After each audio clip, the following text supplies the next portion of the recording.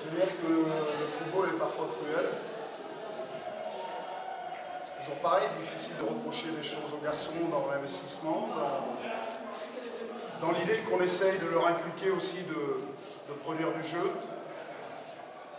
Mais on est dans l'apprentissage du haut niveau.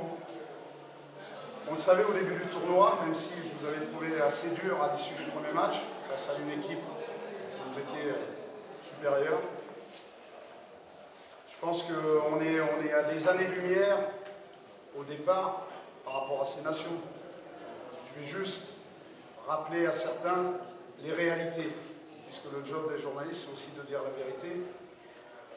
Nos équipes de jeunes ne sont pas engagées dans les compétitions africaines, 17 ans, 20 ans, ces dernières années. Il n'y a pas eu de championnat pendant de nombreuses années. On n'a pas fait de compétition tel le CHAN depuis de nombreuses années. On n'a pas de club qui arrive dans les 8 dernières équipes des joutes africaines. C'est une réalité, contrairement à la SEC, à Segway ou au Stade Malien, par exemple, qui est régulièrement, il y a 2 ans, je crois qu'ils étaient en demi-finale, je les avais vus contre Mazembe. Voilà, donc on manque de maturité, d'expérience. Donc aujourd'hui on joue, on voit qu'il y a de la qualité. Si cette équipe travaille, dans quelques temps, ces matchs-là, on les perdra plus. Mais aujourd'hui, voilà, ça ne s'apprend pas comme ça en 9 matchs de championnat. L'expérience, la maturité. C'est juste pour resituer un petit peu les débats. Donc si on ne s'enlève pas ça, évidemment, je préférerais gagner du mois. On en est loin, on le savait. En revanche, dans 2 ans, il faudra que là, on soit prêt pour lutter, pour remporter ce type de tournoi. Aujourd'hui, il y a encore du travail. J'espère qu'on pourra bosser comme on peut le faire depuis quelques temps. Mais voilà, il faut du travail, du temps, gommer toutes ces petites imperfections dues à l'inexpérience et continuer dans l'idée de produire du jeu, malgré tout. De toute manière, avec Claude, c'est l'idée qu'on a. Ou alors, il ne faut pas nous prendre. Et je pense que ça paiera sur la durée. Alors, je sais qu'on aimerait tout avoir tout de suite. Moi aussi, j'aurais aimé qu'on marque en première mi-temps. À un moment, on a une situation, mais ça ne voudrait pas dire qu'on serait en avance sur ces nations-là. Il faut aussi être lucide. Mais par le travail, on arrive à ne pas être très loin, à les enquiquiner. Donc maintenant, on va se projeter sur le 3e match et ce sera dur parce qu'il y a une belle équipe qui joue encore une possibilité pour aller en finale, qui a 9 joueurs qui ont fait le CHAN au niveau du Niger. Donc là encore, comment on va pouvoir réagir 2 jours après, on se rend compte, alors c'est pas seulement pour nous, pour toutes les équipes, que pour la qualité du spectacle, avoir des matchs tous les 2 jours, qui plus est en Afrique, c'est compliqué. Autre chose, le doyen tout, voilà. Par rapport au premier match, il y a eu amélioration? Je pense au niveau du jeu produit. On a une assise derrière qui était plus solide. D'ailleurs, qui nous déstabilise un petit peu sur la fin. La blessure d'Aoulou nous fait mal. Jusque-là, on les avait plutôt bien tenus, bien gérés. Je pense que dans le jeu, oui, on le voit au niveau des spectateurs. Je n'ai pas senti les Togolais nous en vouloir de la défaite. Il y a eu de l'élan, c'était plutôt enthousiaste. On a essayé d'explorer le jeu sur les côtés, on avait pas mal d'atouts offensifs. Malheureusement, à la fin, je manque un peu d'atouts offensifs. Pour garder le ballon, être un peu plus haut. Voilà, il va falloir qu'on bosse pour trouver encore quelques paires, pour étoffer l'effectif encore en qualité. Mais il y a des joueurs, je prends l'exemple de Victor de l'Entendeux, il y a une semaine encore, il ne savait pas du tout ce qu'était le haut niveau. Donc il faut leur laisser le temps.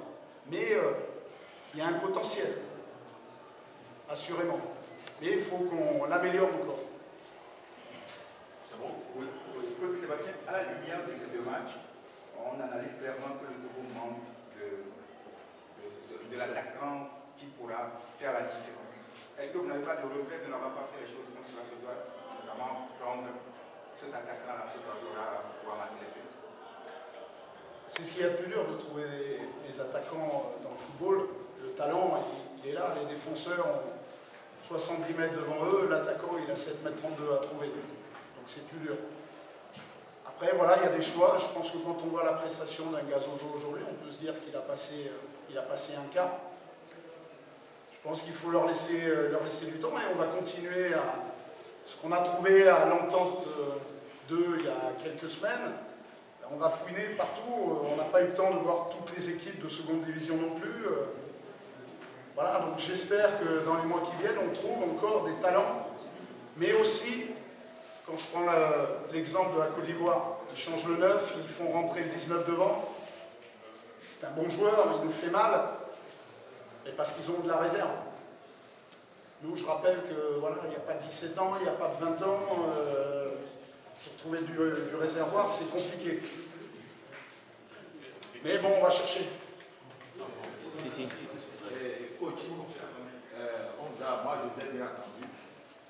Moi je dis clairement, vous avez dit que vous manquez d'ordre. Quand on constate dans votre sélection, les 3 meilleurs buteurs de ce championnat n'y figurent pas. Alors que toutes les équipes sont arrivées avec le meilleur buteur. Et d'ailleurs même, on a été le Malien qui a marqué, c'est le meilleur buteur du championnat. Et vous dites que vous n'avez pas de buteur, vous ne reprochez pas par rapport à votre casting qu'il est raté quand vous nous parlez de deuxième division, alors que vous n'avez même pas exploré tous les joueurs de la première division. On les a explorés puisqu'on les a fait venir en stage. Je dois venir sur quelques noms. On les a fait venir. Après, on a 2 objectifs. Il y a l'UMOA, mais il y a aussi la CAN qui arrive. Qui est capable, nous notre question qu'on a en permanence, c'est qui est capable de s'insérer dans le groupe des 23 pour la CAN.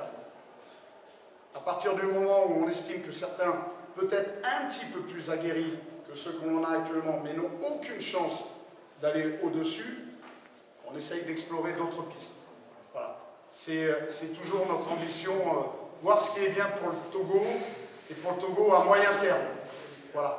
Après, quand vous parlez des meilleurs buteurs, ça c'est l'histoire du foot. Anthony Modeste est actuellement 2e buteur de la Bundesliga. Est-ce qu'il est en équipe de France? Non. Non. Voilà. Ça, ce sont des choix. Patrick, on parle du meilleur buteur du championnat. C'est ça la différence. Ce sont des choix. Modeste joue en Allemagne. Pardon, c'est bon, Patrick. Est-ce qu'on peut comparer aujourd'hui, par exemple, le championnat ivoirien avec notre championnat? Il faudra encore un peu de temps. On ne va pas faire un fifi. Non, depuis là, je montre là. Maintenant, la question que moi j'aimerais poser, savoir, dans votre liste, il y a 3 attaquants. Et finalement, vous dites aujourd'hui, vous commencez les matchs à attaquants. Alors que vous voulez marquer les buts. Ça c'est votre avis. Après les listes, vous pouvez mettre les joueurs où vous voulez. À nous de voir quel est leur meilleur poste. Zachary, qui joue dans son club un peu plus offensif, aujourd'hui était avec nous dans un registre plus défensif. Donc après, si vous dites qu'on a joué sans attaquant, moi je trouve que quand on démarre le match avec Mensa, Victor, Gazozo, moi je vois déjà 3 offensifs. Voilà, tout dépend de la lecture qu'on en fait. Ok, et Latif. Oui, coach, je me dis, est-ce que vous ne vous cachez pas derrière l'histoire de championnat, de maturité? Aujourd'hui, sur vos 11 premiers rentrants, il y a au moins 5 qui ont déjà joué avec l'équipe A du Togo. Par exemple, les 11 rentrants. Vous avez parlé d'expérience, de maturité, alors que vous avez joué contre les moins de 20 ans. Est-ce que l'histoire d'expérience, maturité est prise en compte dans Expérience, c'est combien de matchs avec les A? Est-ce qu'ils ont joué dans un rôle de cadre? Non, ils ont fait des bons matchs, ils ont dépanné. Je veux dire, être un cadre, c'est pas ça. Et j'ai Kossi à côté de moi. Voilà, c'est un des joueurs les plus expérimentés. J'ai là avec Colomb, mais qui a seulement 5 sélections. Voilà, ce sont des appuis. Mais on en manque, oui, dans un poste aussi nouveau pour lui. Ça fait un moment qu'il n'était plus en sélection non plus. Ok, Manu, et puis on va prendre le capitaine. Donc non, je vous rassure là-dessus, on assume, on vient pour travailler sur la durée. Dans 2 ans, vous montrez plein la tête à moi, à Claude, si on n'arrive pas. Pour l'instant, on bosse, on met les mains dans le cambouis. Manu. Voilà, moi, ce que j'aimerais savoir, est-ce que vous ne voyez pas que le changement de poste des joueurs porte préjudice à l'équipe? Si on arrête le match à la 90e, vous ne posez pas cette question. Je suis sûr. Je la pose. Parce que depuis la première mi-temps, vous voyez que Zachary Moulou, il avait du mal à défendre. Parce qu'il n'a pas de réflexe d'un défenseur. C'est votre avis? Moi, je crois que jusqu'à la 70e, ou après on a reculé un petit peu plus, on a dû réajuster quelques changements, la question ne se pose pas.